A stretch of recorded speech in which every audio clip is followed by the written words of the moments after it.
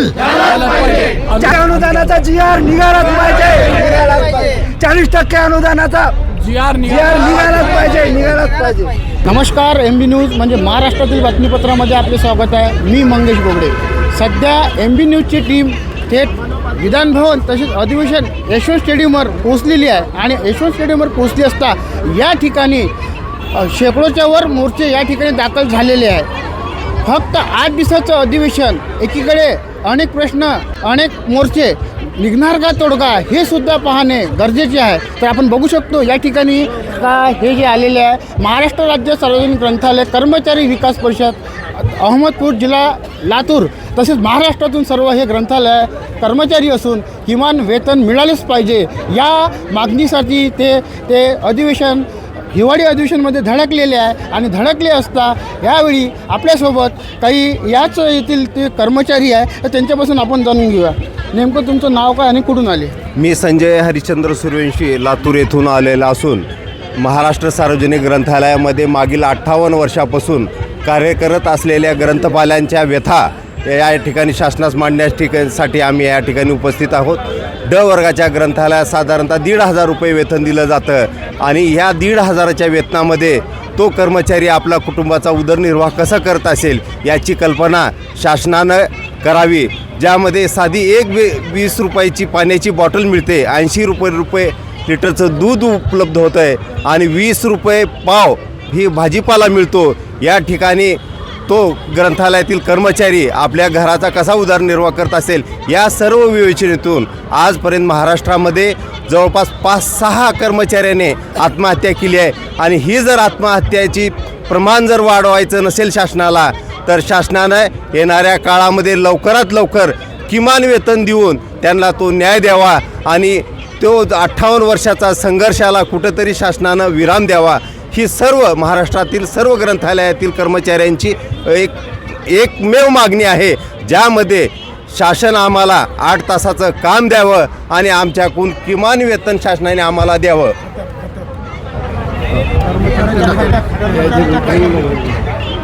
आणि सर्व ग्रंथालय कर्मचाऱ्यांची दुसरी एक मागणी आहे की त्यांचं दरमहा वेतन त्यांच्या खात्यावर जमा व्हावं. मागील 7-8 वर्षापासून शासन त्यांच्या खात्यावर रक्कम जमा करायचं वचन देतं आहे, पण त्याची अंमलबजावणी आजपर्यंत झाली नाही. कमीत कमी 2026मध्ये तरी शासनाने किमान वेतन ग्रंथालयाच्या कर्मचाऱ्याच्या खात्यावर जमा करावी, ही तमाम महाराष्ट्रातील सार्वजनिक ग्रंथालयाच्या कर्मचाऱ्यांची मागणी आहे. आपण कुठून आले? मी चांदूर रेल्वे अमरावती जिल्हा इथून आलेलो आहे. बच्चू उर्फ प्रमोद हरगोविंद वाणारे या ग्रंथालयाच्या विविध प्रलंबित मागण्याकरता आम्ही आज या आंदोलनामध्ये सहभागी झालो आहे. गेल्या 50 ते 60 वर्षापासून प्रलंबित मागण्याकरता आम्ही इथे आलेलो आहे. ग्रंथालयाला म्हणजे किमान वेतन म्हणजे काहीच, आजच्या जो महागाईचा काळ आहे, महागाईच्या काळाच्या मानाने ग्रंथालयाला फक्त अनुदान मिळतो, ते तुटपुंज अनुदान मिळते. त्या अनुदानामध्ये ग्रंथालयाचा कर्मचाऱ्याचा उदरनिर्वाह होत नाही. ग्रंथालयाला 2012पासून जे ग्रंथालयाची वर्गवाढ होत असते, ते वर्गवाढ 2012पासून त्याची रोखलेली आहे. तसेच 2012 नंतर वेतनवाढसुद्धा झाली नाही आहे. जे 50% 60% वेतनवाढ आम्हाला तुटपुंजी मिळाली आहे, त्याच्यामध्ये सुद्धा 40% वेतनवाढ आता मिळणार होती, परंतु अजूनपर्यंत शासनाने त्या वेतनवाढीचा GR काढलेला नाही. त्याकरता आम्ही आता आंदोलनामध्ये सहभागी झालेलो आहे. येणाऱ्या काळात या शासनाने 40% वेतनवाढीचा GR काढलेला पाहिजे. तसेच जे वर्गवाढ आहे, दर्जा बदल आहे, तो सुद्धा केला पाहिजे आणि किमान वेतन प्रत्येक ग्रंथालय कर्मचाऱ्याला मिळालं पाहिजे. या धकाधकीच्या काळामध्ये, या महागाईच्या काळामध्ये आज आपण विचार केला असता 7 ते 8, 5 ते 7 हजार रुपये जे वेतन त्यांना ग्रंथपालांना मिळतो, त्यामध्ये त्याचा उदरनिर्वाह होत नाही. अनेक ठिकाणी ग्रंथालय कर्मचाऱ्यांनी या कमी वेतनामुळे त्यांचे आत्महत्यासुद्धा केलेली आहे. त्याकरता शासनाने या सर्व गोष्टीच्या बाबीचा विचार करून ग्रंथालय कर्मचाऱ्यांचे वेतनवाढ केले पाहिजे. आमचे माननीय चंद्रकांतदादा पाटील, उच्च तंत्र शिक्षण मंत्री चंद्रकांतदादा पाटील हे आम्हाला आग्रही आहे वेतनवाढ देण्याकरता, अनुदान देण्याकरता.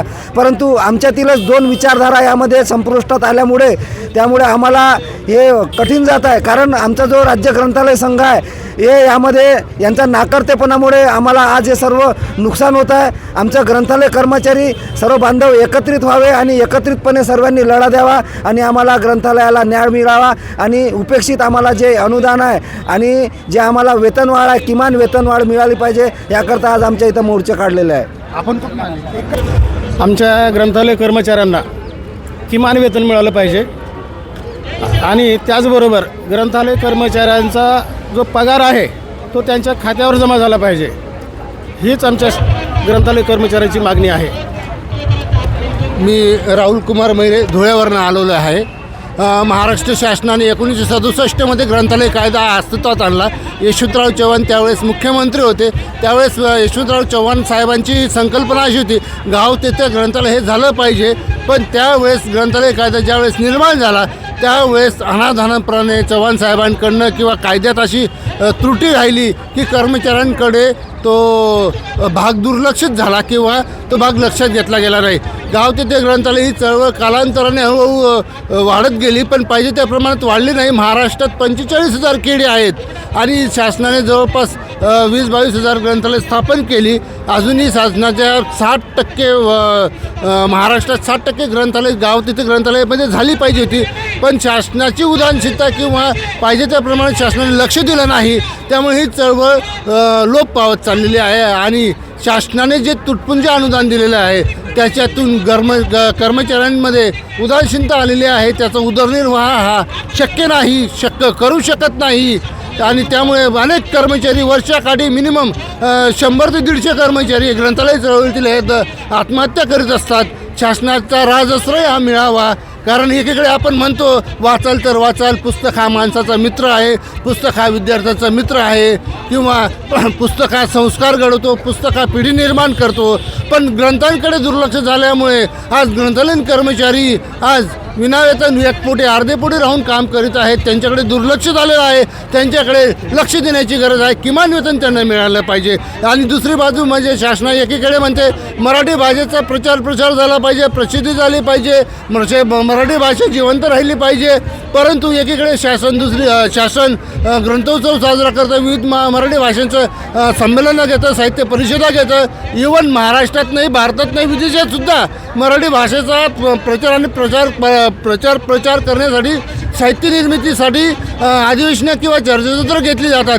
परंतु जो खरा गरजवान आहे, जो खरा गरजू आहे तो वंचित आहे. कारण जे कर्मचारी आज उपाशीपोटी राहून किंवा अर्धवेळ विनावेतन काम करून मराठी भाषेचा किंवा ज्ञानाचा प्रसार करीत असतात. कारण एकीकडे म्हटलं जातं ग्रंथ आणि ग्रंथालयातील दुवा म्हणजे हा ग्रंथपाल असतो. तो ग्रंथपाल आज अपेक्षित झालेला आहे.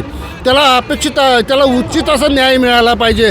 कारण एकीकडे शासन म्हणतं की बा ग्रंथालय सुसंस्कृत चळवळ आहे, त्याला न्याय मिळाला पाहिजे आणि सुसंस्कृत चळवळ असं लेवल लावल्यामुळे ग्रंथपाल हा ना माजू शकत, ना अतिक्रमण करू शकत, ना आक्रमक भूमिका घेऊ शकत. या देखील शासनापुढे अडचणी आलेल्या आहेत.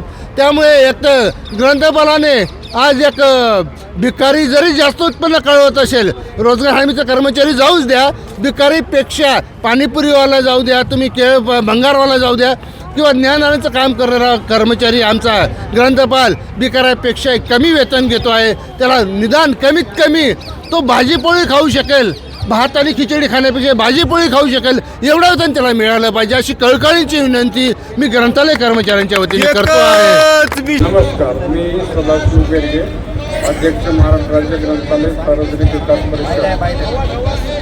महाराष्ट्रातून 30 जिल्ह्यातून कलेक्टरमार्फत शासनाला 11 डिसेंबर मोर्चाचं निवेदन आम्ही पोहोचवलं होतं 8 सप्टेंबर 2025ला.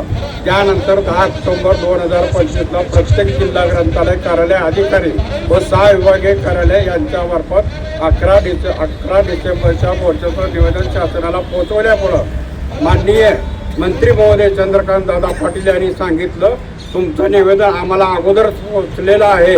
या संदर्भात मी माननीय मुख्यमंत्री देवेंद्र फडणवीस साहेब यांच्याबरोबर चर्चा केलेली आहे.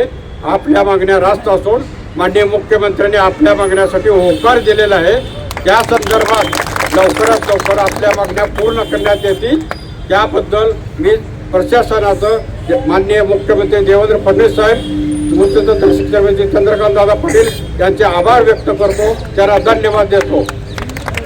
समजा त्यांनी तुम्हाला आज आश्वासन दिलेलं आहे, समजा मागण्या मंजूर झाल्या नाही तर पुढील पाऊल काय राहील? जोपर्यंत आमच्या मागण्या पूर्ण होणार नाहीत, त्याचा शासन निर्णय होणार नाही, तोपर्यंत आमचा लढा चालूच राहणार आहे. एकच मिशन. ग्रंथालय कर्मचाऱ्याला वेतन श्रेणी मिळालीच पाहिजे, ग्रंथालय कर्मचाऱ्याला वेतन श्रेणी मिळालीच पाहिजे. वर्ग बदल अनुदानाचा GR निघालाच पाहिजे. 40% अनुदानाचा GR निघालाच पाहिजे.